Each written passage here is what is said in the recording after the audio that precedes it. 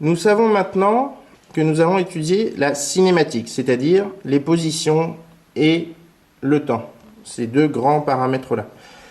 Maintenant, on va devoir poser un certain nombre d'hypothèses et nous allons présenter les notions qu'on va aborder en cinématique, donc durant cette partie du cours. L'hypothèse forte que l'on fait, mais on l'avait déjà faite lorsque nous avions étudié la schématisation cinématique et les lois d'entrée-sortie géométrique, c'est que nous travaillons avec des solides indéformables. Cette relation, elle se traduit comment? À chaque instant t, pour n'importe quel point A et n'importe quel point B qui appartiennent au solide S, à un même solide S, j'ai la distance AB qui est constante. Ça veut dire que je n'ai pas d'élongation de mon solide. On parlera aussi de référentiel. En réalité, le référentiel, on ne citera pas forcément souvent ce terme, mais un référentiel, c'est quoi? C'est un repère spatial, comme on a déjà vu, mais associé à un repère temporel. C'est-à-dire, on considère qu'il y a un instant t0 et que le temps se déroule à partir de cet instant t0. Quelles sont les notions que l'on va aborder durant ce centre d'intérêt? La notion de trajectoire. Alors la notion de trajectoire, on en parlera ici seulement, on ne fera pas de mise en équation des trajectoires. La trajectoire, c'est quoi? C'est le lieu des positions successives occupées par le point considéré au cours du temps dans le repère R lié au solide de référence. Alors cette définition, elle peut vous paraître un peu obscure. Ça veut dire quoi? Ça veut dire que c'est l'ensemble des points, l'ensemble des endroits qu'a pu occuper le point qu'on considère dans le repère R de référence. Par exemple, ici, si on prend le cas du robot, qui est ici, j'ai une pointe de soudure au bout, une électrode de soudure. Je veux savoir, le point M, c'est le point au bout de cette électrode. Je veux savoir quelle est la trajectoire, c'est-à-dire par rapport au repère R0, ça veut dire quel est l'ensemble des endroits qui ont été occupés par le point M lors du déplacement de ce point. Hop, je zoome un peu. Voilà. Ce qui peut être important de retenir, c'est que la notion de trajectoire, c'est la trajectoire d'un point, et non pas d'un solide, puisqu'on parle des emplacements occupés par un point, par rapport à un repère. D'accord? Par exemple, ici, on voit que le solide S, le bout du robot, ne peut tourner que comme ça. Donc évidemment, par rapport à ce bras, la trajectoire sera forcément un arc de cercle. Par contre, par rapport au bâti, par rapport au sol, il faut rajouter toutes les autres liaisons possibles. Et donc, on se retrouve avec des trajectoires beaucoup plus complexes. La notion de vecteur position, on en a déjà parlé. Le vecteur position, c'est quoi? D'un point M appartenant à un solide S, c'est le vecteur qui lie ce point M à l'origine O du repère de référence R.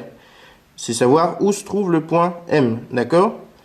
Et ça, vous avez l'habitude de le faire. Par exemple, ici, O, j'ai oublié, c'est O0M, c'est égal à AT suivant X plus B de T suivant Y plus C de T suivant Z. J'exprime ici en coordonnées cartésiennes la position du point M par rapport au repère de référence. Ici, R, c'est même R0. Le vecteur vitesse. Le vecteur vitesse, il est toujours tangent à la trajectoire. C'est la dérivée par rapport au temps du vecteur position. C'est comme ça qu'on va le définir, mais nous verrons comment le calculer de manière intelligente plus tard. On veut donc savoir où va notre point et à quelle vitesse il va.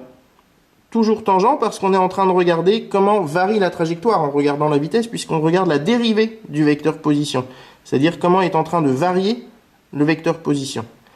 Et on verra que quand on parle de dérivée d'un vecteur, non seulement on dit qu'on le dérive pour nous par rapport au temps, mais par rapport à un repère donné. C'est-à-dire qu'on regarde comment change ce vecteur dans le temps par rapport à un repère que je considère comme fixe. Nous pourrons aussi parler du vecteur accélération. Le vecteur accélération, c'est la dérivée par rapport au temps du vecteur vitesse, toujours dans le même repère de référence. On est en train de regarder comment varie la vitesse en regardant l'accélération. Et donc, l'accélération, c'est la dérivée de la vitesse par rapport au temps et par rapport à un repère donné, puisque quand je dérive un vecteur, je dis par rapport à quel repère je le dérive.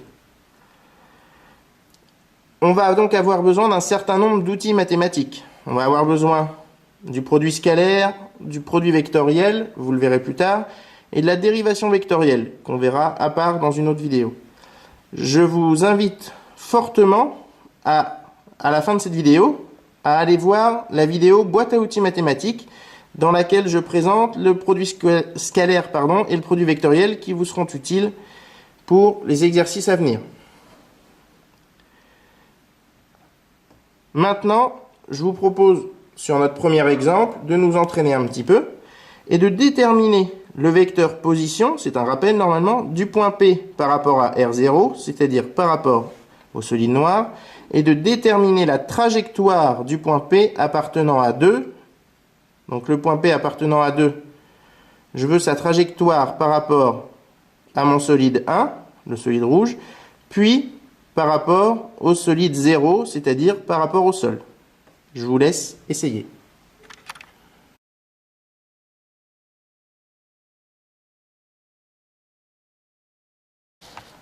Pour ce qui est du vecteur position, on voit que c'est assez simple de l'exprimer. J'ai quoi? J'ai O0P qui est égal à, donc O0P, c'est égal à OK plus KP. C'est donc égal à lambda de T suivant X0 plus D suivant X2. J'ai exprimé le vecteur position en faisant ça. Je ne suis pas obligé de tout projeter dans la même base.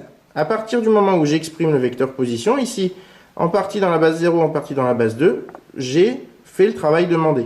On ne se complique la vie que si c'est obligatoire. Si c'est pas obligatoire, on ne se complique pas la vie. Maintenant, les trajectoires. On va y réfléchir ensemble. Ma pale 2 tourne autour du point K, autour de l'axe ZK par rapport à mon hélicoptère en rouge 1. Donc, la trajectoire du point P, dans 1, va dessiner un cercle. Tandis que le point P tourne autour de 1, mais en même temps, 1 avance par rapport à 0. Donc, la trajectoire va nous dessiner une espèce de spirale dans le plan. C'est-à-dire que mon point tourne et en même temps, ça avance. Je vais donc me retrouver avec une trajectoire qui ressemble à ça, avec un espacement en fonction de la vitesse à laquelle avance l'hélicoptère. Alors, pour vous le montrer, je vous propose de regarder une petite vidéo simulée sur Mecha 3D.